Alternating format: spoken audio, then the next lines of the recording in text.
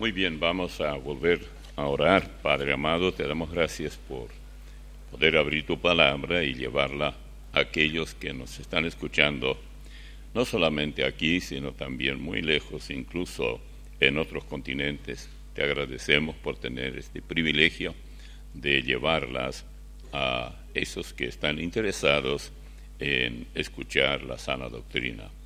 En el nombre de Cristo Jesús. Amén. Estamos comenzando. Ustedes tienen el bosquejo, ¿verdad? A nosotros me di cuenta que se necesitaba que tengan el bosquejo porque nos pidió un colombiano. Él no está con nosotros, pero está en Colombia. Así que es difícil. Que ahí está el bosquejo. Es muy... No lo tiren a la canasta de basura, porque les va a servir, les aseguro. Hoy, a medida que avancemos, se darán cuenta cuán importante es. Vamos a comenzar hoy con una serie. Entre otras cosas, lo que va a predominar son las doctrinas genuinamente bíblicas. Y hoy vamos a hablar sobre la gracia divina. Esto me motivó un versículo, no solo uno, varios versículos de la Biblia, que la gente, al llamarnos a nuestra emisora, preguntan, y yo me di cuenta que esto hay que superar y conocer cómo interpretar. Por ejemplo, partimos con Mateo 5, 18 y 19. Porque de cierto os digo que hasta que pasen el cielo y la tierra, ni una jota, ni una tilde pasará de la ley hasta que todo se haya cumplido. De manera que cualquiera que quebrante uno de estos mandamientos, muy pequeño, será llamado en el reino de los cielos. Mas cualquiera que los haga y los enseñe, ese será llamado grande en el reino de los cielos. Esto es todo lo que les leí, lo que está aquí en Mateo 5, 18 y 19. ¿Saben cómo interpretan muchos esto? De ahí nació el sabatismo. Hay bautistas sabáticos, hay sabáticos pero no bautistas, hay de todo.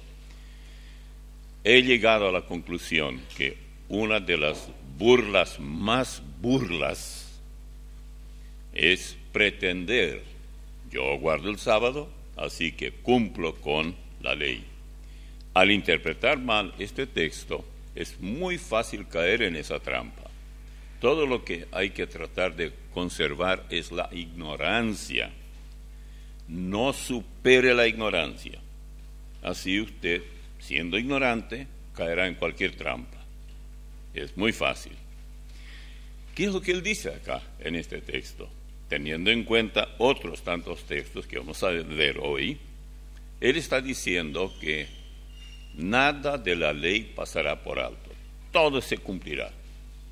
Pero resulta que en el Evangelio de Juan 7:19 dice: ¿no os dio Moisés la ley y ninguno de vosotros la cumple? Entonces, ni una tilde ni una jota debe pasar sin cumplirse, y luego le dice que ninguno la cumple. Esa es la verdad. Entonces, ¿cómo interpretar esto que vemos aquí en Mateo 5, 18 y 19?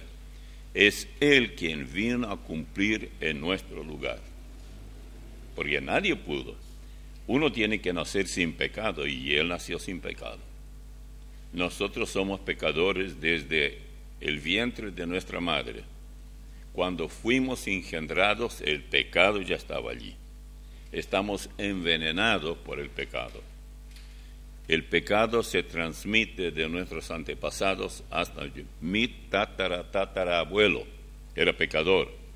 Por eso yo, llegué mucha generación después, también soy pecador, porque es transmisible. Es un veneno terrible el pecado y tú no lo puedes parar. Pero alguien hizo por nosotros lo que nosotros no podemos. En el libro de, para darle un ejemplo, hay un caso en el libro de Números, ya vamos al Antiguo Testamento, 15, 32 y 36. Porque, claro, al leer esto uno se asusta. Estando los hijos de Israel en el desierto, hallaron a un hombre que recogía leña en día de reposo. Y los que le hallaron recogiendo leña, lo trajeron a Moisés y a Aarón y a toda la congregación. Bueno, él estaba recogiendo leña, no recogió el viernes, recogía el sábado. Y lo pusieron en la cárcel, porque no estaba aclarado qué se le había de hacer. Y Jehová dijo a Moisés: irremisiblemente muera aquel hombre, apedréelo toda la congregación fuera del campamento. Entonces lo sacó, esto es Moisés lo sacó la congregación, hasta fuera del campamento, y lo apedrearon y murió, como Jehová mandó a Moisés. Esto en Números 15, 32 al 36. Solo por salir y juntar un poco de leña.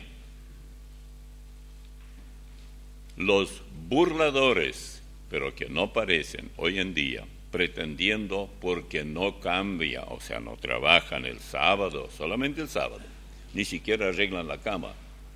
Pida ir a la casa de ellos un sábado y usted encontrará toda una Babilonia en la cama.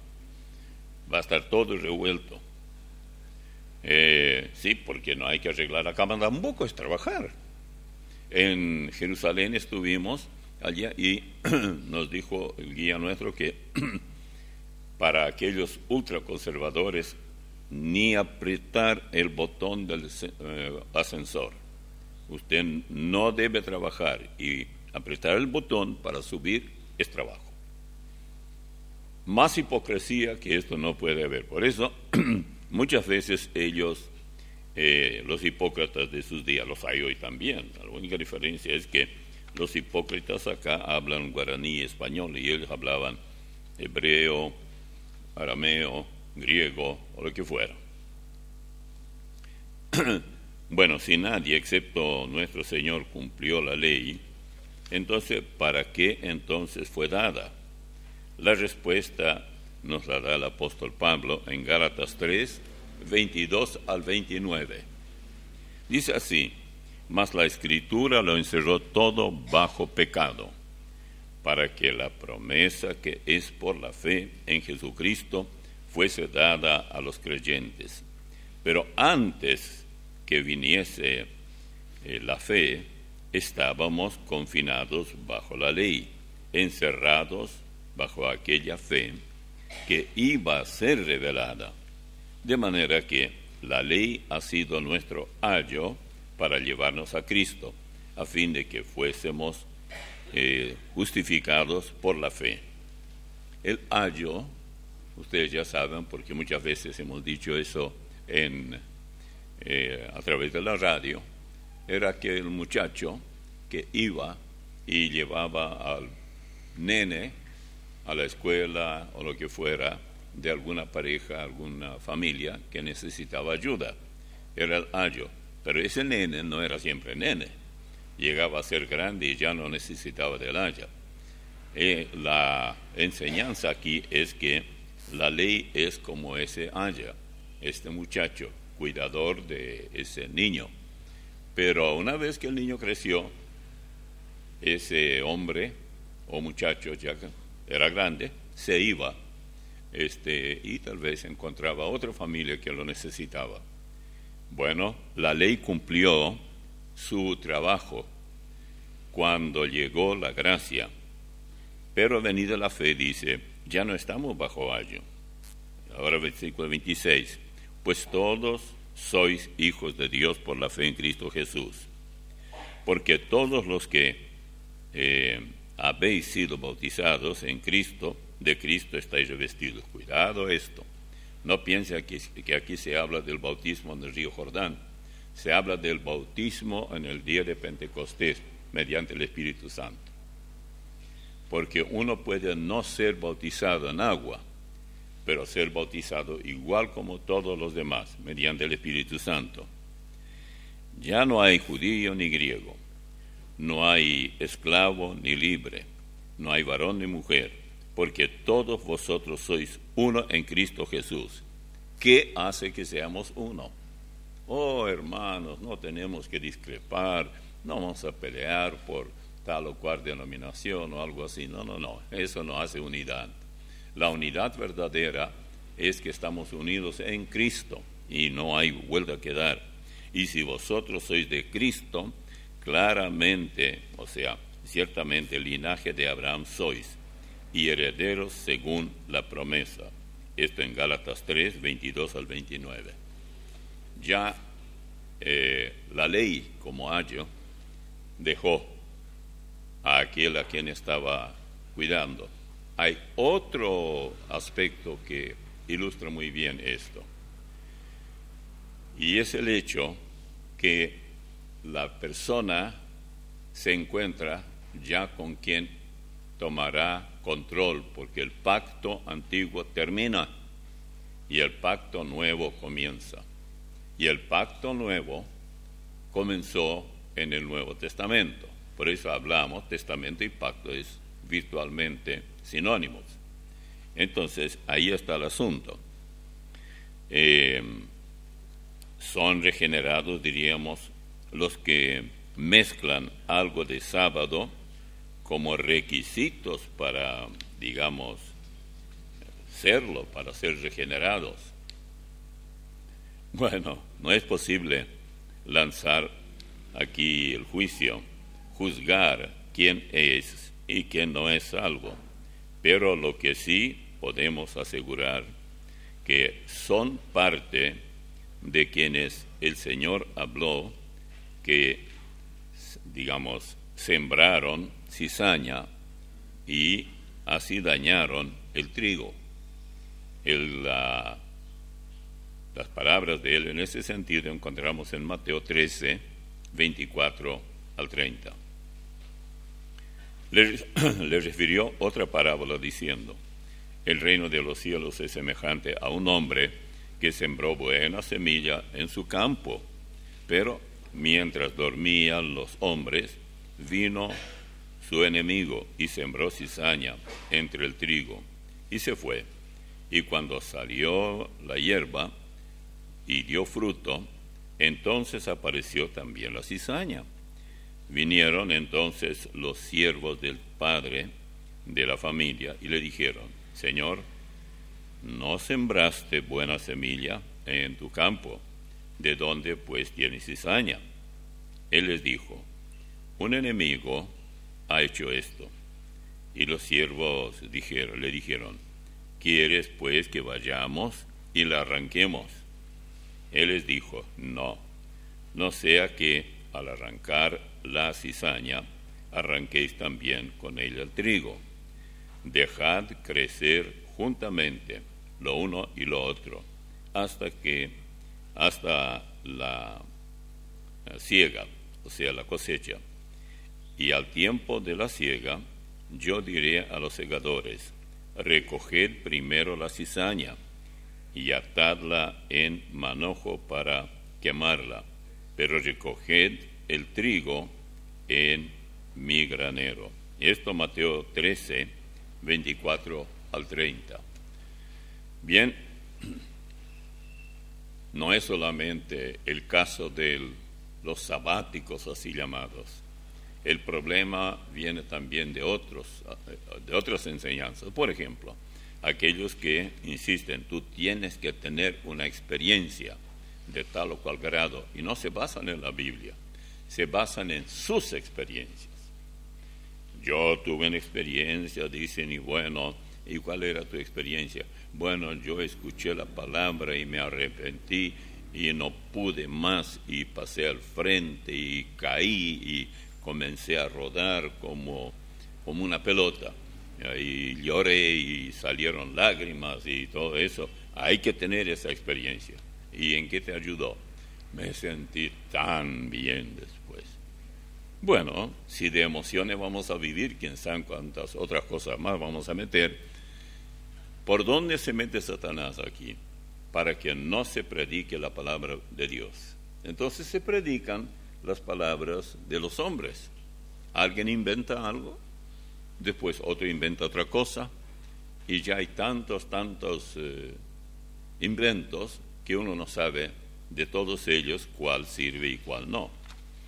Hace mucho se me ocurrió escribir un artículo donde aparecía el supermercado de Satanás y el supermercado del Señor.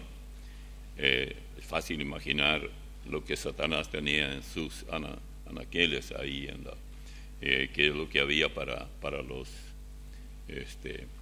que compraba. Uno iba y compraba y por así decirlo, es imaginario, se llevaba de aquí y estaba poniendo su carrito ahí, y cuando llegaba ahí para pagar, no, le dice, vaya, le va a venir la cuenta después. Y bueno, entonces se iba, total, va a mandar después por correo el costo, y yo voy a pagar. Y se iba y después vino un reclamo, era SIDA. El otro era hambre, el otro era tantos otros mencioné allí, y alguna enfermedad incurable, etcétera, etcétera, accidente o tanto y cuanto. Pero en todo había algo que pagar. Satanás no hace nada gratis, él no tiene gracia, él ofrece desgracia. Entonces todo eso llevaba un título el mismo para todos, un montón de desgracia. Pero después el hombre fue al otro mercado, que era del Señor, y allí todo se limitaba a la gracia. No se cobró nada, no es tuyo.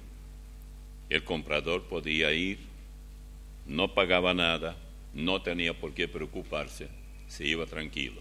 Y todo lo que recibió después es el beneficio, así como nosotros cuando compramos algo, pero pagamos, ahí no se nos da. Y luego el bien que nos hace es que fortalecemos el cuerpo comiendo. Y en este caso el fortalecimiento viene para el alma y el espíritu. Bien,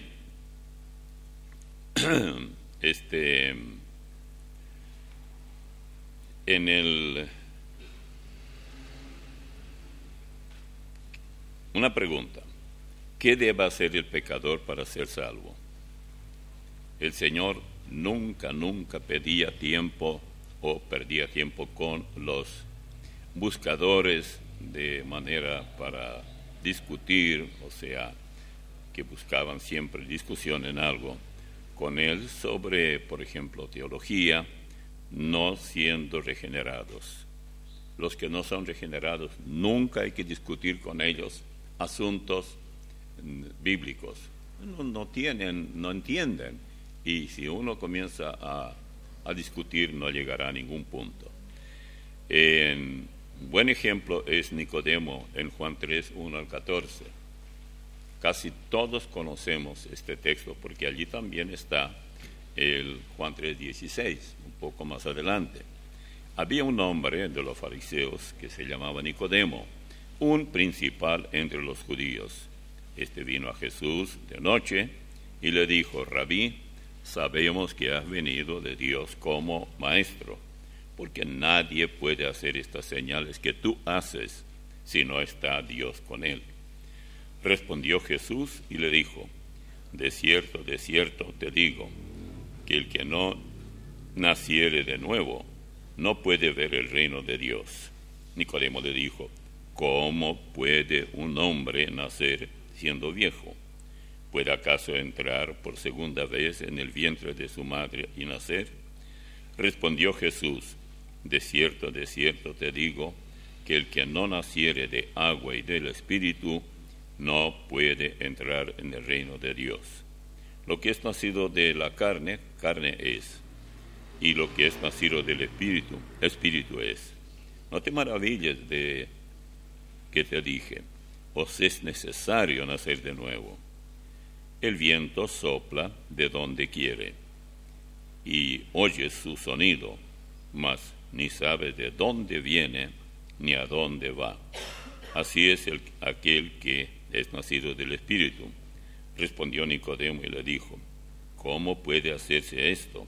Respondió Jesús y le dijo, ¿eres tú, maestro de Israel, y no sabes esto? De cierto te digo que lo que sabemos hablamos, y lo que hemos visto testificamos, y no recibís nuestro testimonio. Si os he dicho cosas terrenales y no creéis, ¿cómo creeréis si os dijere las celestiales? Nadie subió al cielo, sino el que descendió del cielo, el Hijo del Hombre que está en el cielo. Y como Moisés levantó la serpiente en el desierto, así es necesario que el Hijo del Hombre sea levantado. Eso requiere mucha explicación, pero yo no voy a detenerme aquí, solamente quiero enfatizar una vez más. No es locura, ignorancia verdaderamente increíble que un hombre ya mayor, como Nicodemo, intente si quiere hacer la pregunta, pero ¿cómo puede un hombre ya grande entrar en el vientre de la madre y volver a nacer? Jesús hablaba en términos de nacimiento espiritual, pero un hombre no regenerado no puede entender, demasiado pronto para él. Pero como Nicodemo era un hombre que pertenecía al Sanedrín, suponía conocer esto ya desde el Antiguo Testamento, pero no conocía. Entonces, naturalmente, Jesús comenzó a hablarle. Cuando él preguntó, hizo sus preguntas, Jesús ni siquiera perdía tiempo con él. Solamente y directamente le dijo, tienes que nacer de nuevo. Es como decir, yo no puedo hablar contigo teológicamente, porque eres un ignorante. El Espíritu Santo tiene que tomar control de tu vida. De no llegar a esto, de nada vale, no vamos a llegar a ningún lado. Y peor aún cuando Él se hizo ver. A mí me parece que si a mí me tocara eso, yo no haría esa pregunta, porque está demasiado revelar, o parecería incluso que Él se está burlando de Jesús. No, quiere decir que tú crees, es como decir, tú crees que un hombre mayor como yo puede entrar en el vientre de su madre y volver a nacer. ¿Es eso lo que tú crees? Por eso Jesús dejó de hablar de eso. Siempre tienes que nacer de nuevo. Y el nacimiento espiritual es asunto donde el Espíritu Santo interviene y el pecador no lo rechaza. El pecador, por decirlo así, se humilla delante del Salvador. El asunto de la salvación es entre el pecador y el Salvador. Allí no sirve ni prender velas, ni canonizar nuevos papas, ni fabricar papas o santos, como están haciendo hoy en día. Fabrican santos por, mejor de un tiro, hacer 2 santos. Entonces se fabricó que Pablo II, que Pablo III, y ya se ganó mucho con esto, y cosas por el estilo. Cuando una persona no conoce ni el ABC del cristianismo, ni cuenta se da del absurdo en el que se han metido, y dónde están, y de dónde nunca salieron. Ya hablaremos más de eso, pero tal vez por radio, porque es mucho lo que hay para decir. A mí me da pena que tanta gente está tan confundida y tan errada, tan equivocada, tan lejos de la verdad. Y por supuesto, si no permiten que el Señor no permiten, mejor dicho, obedecer al Señor, tendrán que obedecer a otro Señor con minúscula, que es el Señor del Vaticano, a través del cual Satanás habla. Es muy fácil eso. Qué triste. Bueno, El pecador se acerca al Señor mediante la fe. Recibe de Él la justificación por pura gracia. Vea en Romanos 5:1. Justificados, pues por la fe tenemos paz para con Dios por medio de nuestro Señor Jesucristo. Está disponible, pero si no queremos aceptar esto, no hay ninguna otra posibilidad de ser justificados. Solamente la fe en Cristo, únicamente por ese lado. Los cristianos también siguen siendo pecadores. En Romanos 7:15 en adelante el apóstol Pablo dice: porque lo que hago, versículo 15 en adelante, lo que hago no entiendo, pues no hago lo que quiero, sino lo que aborrezco, eso hago. Y si lo que no quiero hago, apruebo que la ley es buena, de manera que ya no soy yo quien hace aquello, sino el pecado que mora en mí. ¿Cómo? Pablo decía que en él moraba el pecado. Sí, por supuesto. La única manera para no pecar más es morir. ¿Por qué? Porque el problema nuestro es nuestro cuerpo. Y siempre digo, es más puerco que cuerpo. En vez de C, use la P y le va a salir bien. No es que somos feos. Yo me miro al espejo y digo, soy lindo. No importa lo que digan ustedes, para mí. Yo estoy hablando de mí para mí. Rogelio no va a decir eso nunca. Yo sé, dice Pablo, yo sé que en mí, esto es en mi carne, no mora el bien. Porque el querer el bien está en mí, pero no el hacerlo. Porque no hago el bien que quiero, sino el mal que no quiero, eso hago. Y si hago lo que no quiero, ya no lo hago yo, sino el pecado que mora en mí. Todavía somos pecadores. Así que, queriendo yo hacer el bien, hallo esta ley, que el mal está en mí, porque según el hombre interior, me deleito en la ley de Dios, es decir, en mi corazón. Pero veo otra ley en mis miembros, que se rebela contra la ley de mi mente y que me lleva cautivo a la ley del pecado, que está en mis miembros. Miserable de mí, ¿quién me librará de este cuerpo de muerte? Gracias doy a Dios por Jesucristo, Señor nuestro. Así que yo mismo con la mente sirvo a la ley de Dios, mas con la carne a la ley del pecado.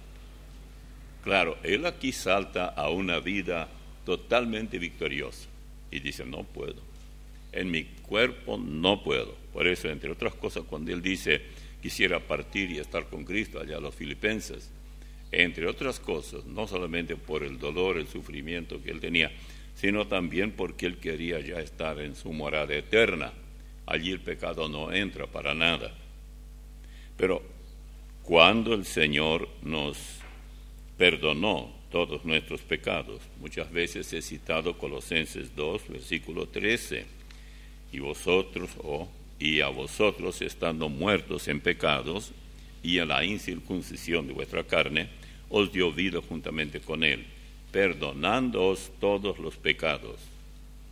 Y esta carta, estas palabras fueron escritas a una iglesia de gentiles, no de judíos. ¿Cuántos sabían ellos de la circuncisión o algo así? Poco y nada. Ahora, ¿por qué el apóstol Juan nos dice que debemos confesar nuestros pecados si estos ya en su totalidad nos fueron perdonados desde antes de la fundación del mundo? Juan 1:9, si confesamos nuestros pecados, Él es fiel y justo para perdonar nuestros pecados y limpiarnos de toda maldad. Bueno, quedan dudas en cuanto al perdón de todos los pecados.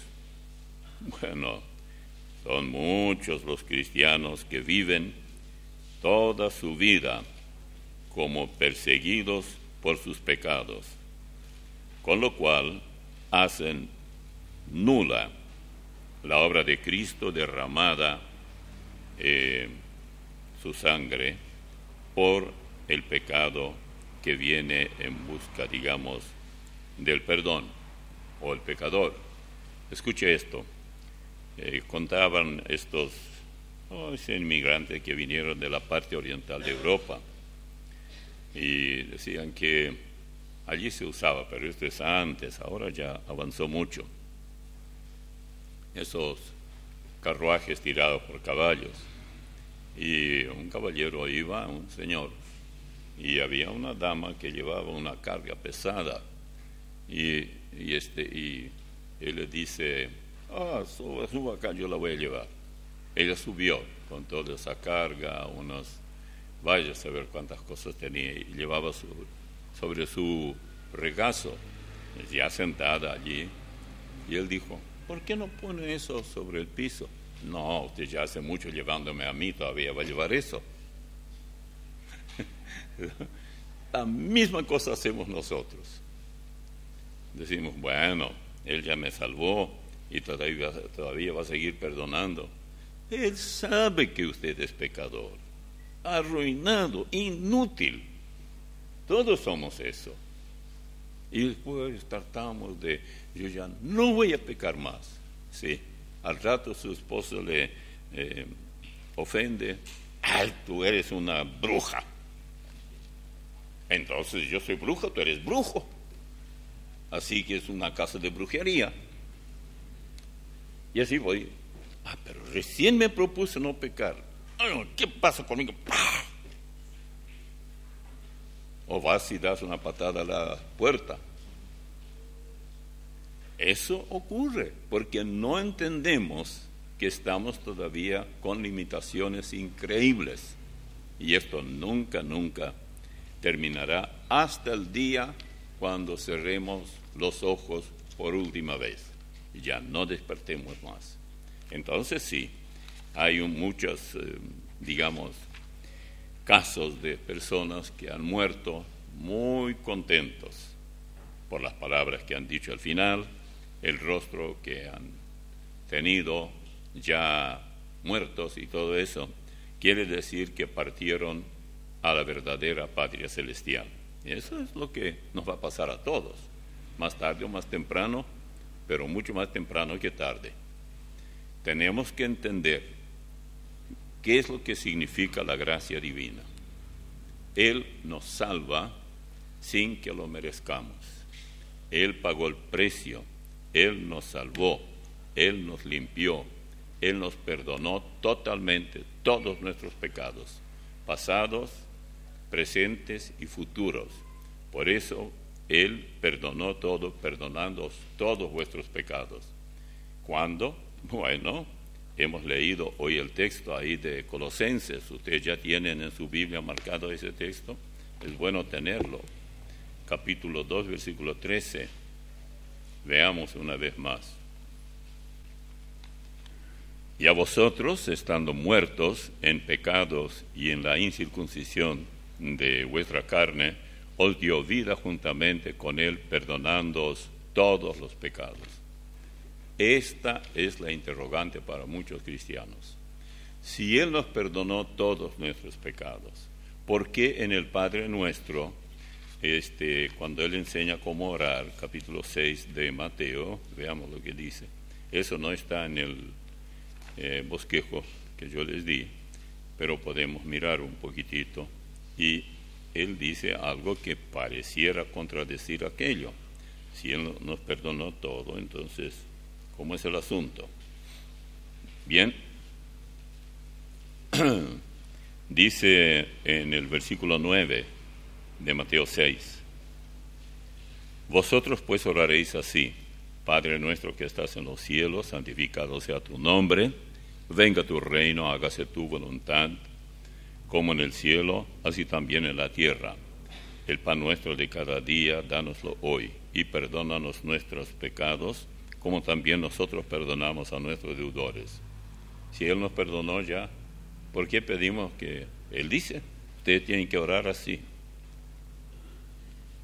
Bueno, si usted ofende a alguien, sea cristiano o no, usted quiere arreglar el asunto y es mejor que lo haga. Si bien Él perdonó todo, no hay problema entre usted y Dios, pero hay problema entre usted y la persona ofendida, a quien usted ofendió. Entonces, ese pecado en particular le será perdonado y usted lo vivirá el perdón, experimentará esa seguridad que ya no hay nada que se interponga entre usted y la persona a la que usted ofendió. Así de sencillo. Por eso, como nosotros perdonamos a nuestros deudores. Usted dirá, bueno, pero si Él ya perdonó todo, es cierto, pero usted y la persona ofendida no son Dios, somos seres humanos y nosotros tenemos muchas debilidades y no entendemos muchas cosas, más de lo que a veces pensamos. De ahí que es mucho lo que tenemos para recorrer en esta serie que yo quisiera ofrecer sobre la cuestión de las doctrinas bíblicas. Y con el tiempo, tal vez también, si el Señor permite, antes de su venida, hay que hacerlo sin falta, hablar sobre las parábolas del Señor. Es tan interesante estudiar todo esto, así que oren por todo lo que tenemos por delante, porque me fascina realmente la Biblia y todo cuanto tiene para nuestro menú diario y también de qué hablar semanal cada domingo. Oremos. Padre amado, mucho te agradecemos por tener tu palabra al alcance, tu auxilio, la misma cosa, guiados por el Espíritu Santo, no tenemos que temer que vamos a explicar algún texto fuera de su contexto, porque tú no permitirás. Y todos podremos alimentarnos con la enseñanza que tú quieres que divulgamos. En el nombre de Cristo Jesús. Amén.